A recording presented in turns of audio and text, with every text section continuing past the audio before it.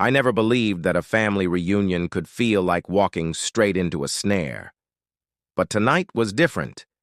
Today was hell personified. I sat at the large, polished dining table with a sorrowful heart, anticipating the false smiles and hollow talk that defined our twice-yearly meetings. The mood was heavy, thick with suppressed tension and whispered resentments. Beneath the mask of family, I knew there lurked wounds that refused to heal. I took a careful sip of my drink, seeking to steady my nerves, mindful that every eye in the room was fixated on me, waiting for something unexpected to happen. Then, as if planned by some sadistic twist of fate, my brother Ryan, the golden child, the one who had always managed to evade accountability despite his repeated failures, rose from his seat. A grin, uneasy yet laced with malice, spread across his face. His eyes glittered with something sinister as he raised his glass high and proclaimed, "Mom and Dad decided I should move into your house and marry your wife." In that instant, the room froze. The talk ceased. Every grin faded into blank, stunned unbelief. My mother, Helen, clasped her hands together with a smile that made my skin crawl, as if this outrageous notion were a stroke of genius. My father, Robert, simply nodded in approval, his eyes glittering, with a happiness that was both perplexing and aggravating. I felt as though I had become the unwilling centerpiece of a perverse family game, one where every action was planned to humiliate me. For a long, excruciating moment, silence reigned. I laid my drink down gently, my mind flying through every unpleasant memory of forced unity and betrayal. I gazed around at the faces before me, faces that should have offered support, yet now only mirrored shock and confusion. And then, I spoke, a calm, controlled tone, so starkly at odds with the pandemonium unfolding. "It's funny," I said, "because I sold the house last week and divorced her this morning." My words sliced through the thick tension like a scalpel. Ryan's cocky smirk crumbled, morphing into a mask of absolute terror. His face drained of color, as if every ounce of life had been sucked out of him. My mother's shriek shattered the silence, but my father's reaction, that was spectacular. He choked on his drink, his countenance a mix of fear and rage, exposing years of buried family secrets.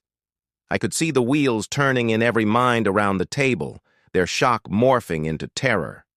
And then, into indignation. Without wasting a beat, I reached into my coat pocket and pulled out an envelope.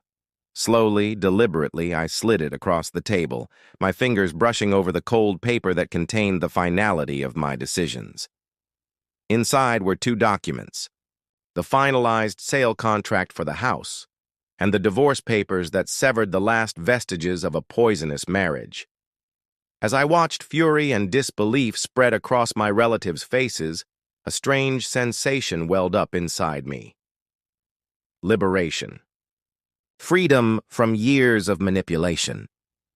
A breaking of bonds that had tethered me to a family I no longer recognized. This was not an act of cruelty. This was necessary. For far too long, I had endured the weight of a past steeped in deception and betrayal. And now, as chaos rippled through the room like wildfire, I knew, without a doubt, that I had finally taken control of my own destiny. Every gasp, every cry, every broken illusion, they were steps away from the life I had been forced to live, and for the first time, I felt truly, undeniably free. "Better than me?" he hissed, his voice oozing with a mixture of bitterness and contempt. I could feel the wrath rising inside me as I listened, every word from him evoking recollections of all the years spent living in his shadow. "No, Ryan." "I know I am," I snapped, my words strong and unyielding. I could almost see the horror on his face as he discovered that I was not the pushover he had always assumed me to be. The conversation escalated into a nasty verbal brawl with my parents, interjecting from the sidelines. their voices overlapping and overwhelmed with contradictory emotions. My mother pled for understanding, claiming that Ryan was in a condition of despair because I had purportedly left him with little. My father, on the other hand, insisted that family was everything and that my actions had left a gap they could not fill. Yet I refused to let their words alter my reality any further. I spoke slowly and deliberately, each word a purposeful assault against the past that had long held me captive. I never abandoned anyone, I said, my voice constant despite the chaos inside. You abandoned me by prioritizing him over my own troubles. I was tired of living under the weight of expectations that were never meant for me. I made my life with my own two hands, and I will not let you or Ryan ruin what I have fought so hard to attain. The line went silent for a moment, leaving me in a silence that was as deafening as it was final. In that brief pause, I felt a burst of determination, an inner fortitude that had been blazing behind years of hurt. I could feel the pulse of my own resolve reverberating in the calm, telling me that this confrontation was not just about a phone conversation. It was about regaining my identity and establishing the record straight.